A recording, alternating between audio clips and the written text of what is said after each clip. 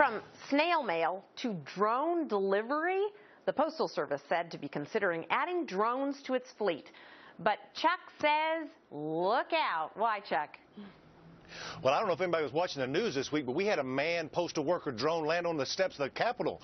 That's one reason it's not any good. It's like this is a bad idea overall. And the first time that Aunt Bessie's pills gets delivered to the wrong house, then it's going to be really up in the air. Also, I'd like to bring that we don't have to modernize everything. The Postal Service doesn't use any government funding, and it's one of the largest employers of returning veterans, of jobs that they can do. They're a part of society. I think, sure, let's modernize certain things, but the Postal Service, we don't use for tax dollars. It's funded by stamps. Let's put veterans back to work. Let's lay off the Postal Service with the drones. Okay, John, the price of stamps keep going up, and the Postal Service isn't making money. But in any case, can you stop technology? I know you can't. I'm willing to bet a book of those stamps that Chuck doesn't really have an Aunt Bessie. I think Chuck.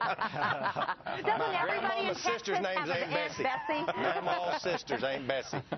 But look, whether it's 20, you talk about these dangerous flying contraptions. That could be 1914 or that could be 2015. You know, this is the sign of progress. And the post office has always been at the head. They do employ a lot of people. We've asked them to keep a lot of people that they don't need, about 100,000 people. So we tell them to run like a business, but when they try to run like a business, we don't let them. This is technology. It's coming. Just get out of the way. Wear a helmet. Oh, okay. Tell Aunt Bessie. Tell Aunt Bessie to wear a helmet.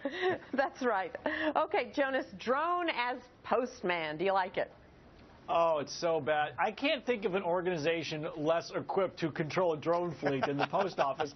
First, there's so much wrong with this. I mean, first of all, just from an environmental point of view, they're already in the business. 98% of the stuff they deliver is you don't want. They're cutting down trees, cruising around your neighborhood in these not energy efficient 1960s trucks to dump stuff. This will only mean you're going to have more noise in the sky, more junk mail, because they're going to use technology to lower the cost of delivery and rub out the middleman, as to Chuck Roche's point. How is that a benefit to society other than ruining the skies, the noise, and delivering you more junk mail? This should be, if not flat out banned, there should at least be a zero noise rule where you can't have a drone deliver stuff that is noisy, because that is not making the world a better place. It's making it a worse place. Okay, I thought Jonas was the gadget guru. I completely changed. Gary B., what do you think of this? Well, we've just heard from all the Luddites on the panel. Don't listen to Chuck. Chuck just made a Friendster post with his Commodore 64.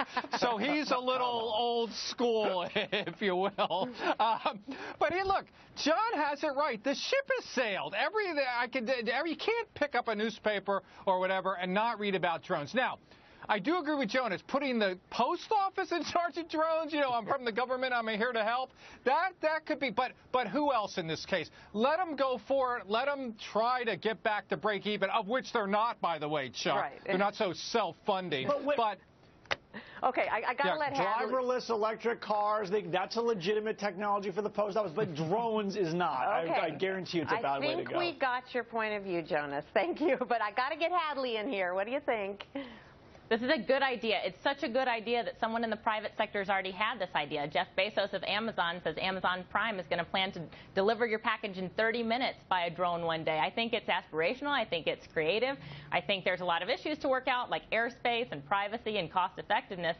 But this is the future, and it's better left to the private sector. They'll do a much better job, and maybe I will be able to order something one day and get it in my hands in 30 minutes. Okay, John, last word, 10 seconds. Those flying contraptions, they're coming. Jonas, get you a helmet. Oh, okay, all right. You guys are just waiting for your dystopian hellscape future. Okay, all right. Okay. Thanks, guys. Don't forget about Aunt Bessie. Yeah, exactly. Thanks to Hadley, thanks to Chuck, and thanks to Aunt Bessie for joining us. All right, they're calling it an IKEA meltdown. Couples fighting over furniture shopping. But there is a way to do it that'll save your marriage and make you money.